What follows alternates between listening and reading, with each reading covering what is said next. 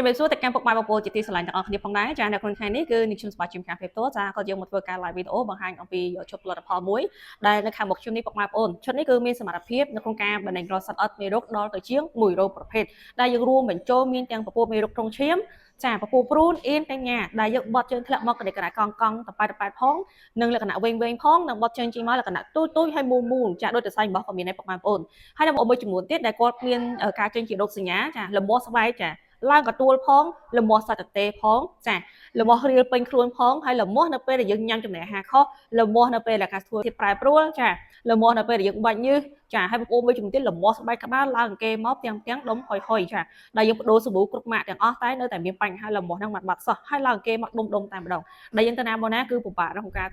ចេញទៅក្រៅហើយបើចេញទៅក្រៅក៏យើងត្រូវការពាក់មួកជាប្រចាំព្រោះខ្លាចគេឃើញគឺមានអារម្មណ៍ថាខ្មាស់គេហើយហ៊ានទៅអាវខ្មៅចេះហើយព្រោះតែគាត់តែលាស់មកឬក៏អេសមកគឺធ្លាក់មកលើអាវឃើញដុំតែម្ដងចាហុយឡើងសពោះពេញហ្នឹងហ្មងចាបងប្អូនមួយចំនួនទៀតញ៉ាំចំណីហាក់ឡើងគីឡូសោះចាញ៉ាំច្រើនចាញ៉ាំសាច់គោញ៉ាំទឹកដោះគោញ៉ាំពពុះអាហារបងប្អូនច្រើនតើឡើងគីឡូនៅតែស្គមចានៅតែស្បែកដណ្ដប់ឆ្អឹងចាហើយមើលទៅគឺថារាងកាយរបស់យើងណាស្បែករបស់យើងគឺស្ងួតចាស្លាំងស្លេកអត់សូវមានស្ករសកាឈាមក្រហមទេហើយបើមាត់វិញគឺឡើងស្លេកអស់ហើយអត់មានឈាមទេបងប្អូនចាហើយចេះតែល្វើយចេះតែងងុយគេចាហើយពេលខ្លះទៀតការបត់ជើងក៏មិនសូវទៀងទាត់ហើយមានជាបញ្ហាក្លិនមាត់ទៀតនៅពេលដែលយើងអត់បានសមាធិអត់ចាអញ្ចឹងវាធ្វើឲ្យយើងមានការរំខានទៅដល់ការរស់នៅប្រចាំថ្ងៃរបស់យើងខ្លាំងមែនទែនហើយក្នុងថ្ងៃនេះគឺខ្ញុំមកធ្វើការ live វីដេអូនេះក៏មកធ្វើការណែនាំជាមួយឈុតផលិតផលនៅខាងមុខខ្ញុំនឹងតាមដានបងប្អូនជាមួយឈុតប៉ារ៉ាវី Plus នឹងជាប្រភេទផលិតផលអាំបារីបងប្អូនមានការទទួលស្គាល់ត្រឹមត្រូវពីខាងក្រសួងសុខាភិបាលមានលេខបញ្ជីការគ្រប់ផលិតផលទាំងអស់ដែលយើងញ៉ាំទៅវាផ្ដោតទៅលើការសម្អាតទាំងសត្វល្អិតមេរោគក្នុងឈាមជូនយើងដោយសារតែវាមានសមត្ថភាពការជ្រាបចូលទៅដល់ក្នុង